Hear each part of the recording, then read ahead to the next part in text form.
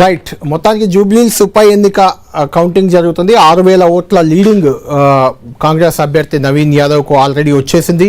ఓవరాల్గా అన్అఫీషియల్గా అది ఇప్పటికే దాదాపు 11-12 వేలకు చేరినట్లు మనకు తెలుస్తుంది. దీనికి సంబంధించి డిబేట్ కంటిన్యూ అవుతుంది. మనతో డిబేట్లో జాయిన్ అవుతున్నారు డీసీఎంఎస్ కరీంనగర్ డీసీఎంఎస్ మాజీ చైర్మన్ శ్రీకాంత్ రెడ్డి మనకు లైవ్లో అందుబాటులో ఉన్నారు.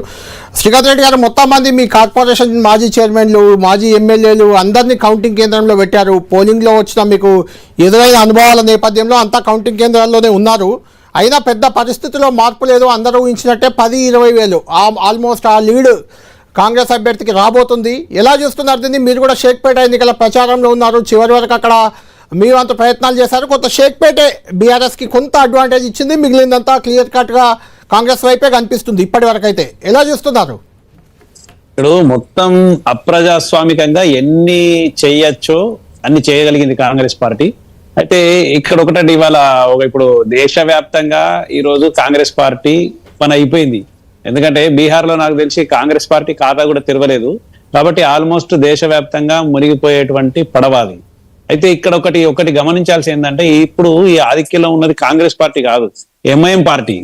130,000 ఓట్లు అక్కడ ముస్లింస్ ఓట్లు పెట్టుకొని ఏదైతే మేము ముస్లింలకు ప్రతినిధి అని చెప్పుకున్నటువంటి ఎంఐఎం పార్టీ వాళ్ళ దారాదత్తం చేసింది వాళ్ళకి కాంగ్రెస్ పార్టీకి.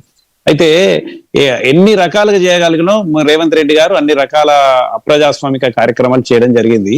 ఇందులో ఏంటంటే ఒకటి ముఖ్యంగా అంటే మనం ఒక్కసారి గమనిస్తా ఉంటే ఈ ఎన్నికల్లో ఈ 2 రాష్ట్రాలు అంటే ఉమ్మడి రాష్ట్రంలో కూడా ఏనాడు కూడా మైనారిటీకి మినిస్ట్రీ లేక ఎప్పుడు కూడా జరగలేదు. అంటే 2 సంవత్సరాలుగా పరిపాలనలో ఒక మైనారిటీ ప్రతినిధి లేకుండా ముఖ్యంగా తెలంగాణ లాంటి రాష్ట్రంలో ఎప్పుడు కూడా లేదు.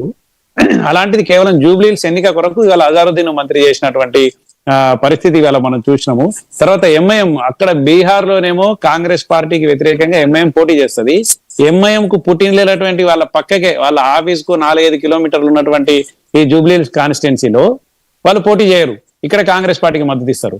కాబట్టి ఇది ఏ రకంగా అర్థం చేసుకోవాలి, ఎవరి గెలుపు మనము అర్థం చేసుకున్నాడని చాలా ఈజీ. తర్వాత ఇంకోటి ఏంటంటే, ఒక్క స్థాయిలో మంత్రుల స్థాయిలో కూడా పోలింగ్ బూత్ల దగ్గర తిరిగేటువంటి ఒక దౌర్భాగ్యమైనటువంటి పరిస్థితి ఈరోజు కాంగ్రెస్ పార్టీ రేవంత్ రెడ్డి గారు కల్పించారు.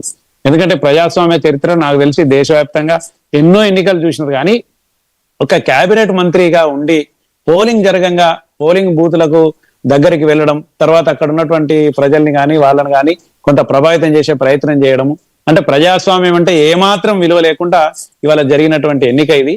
కాబట్టి కాంగ్రెస్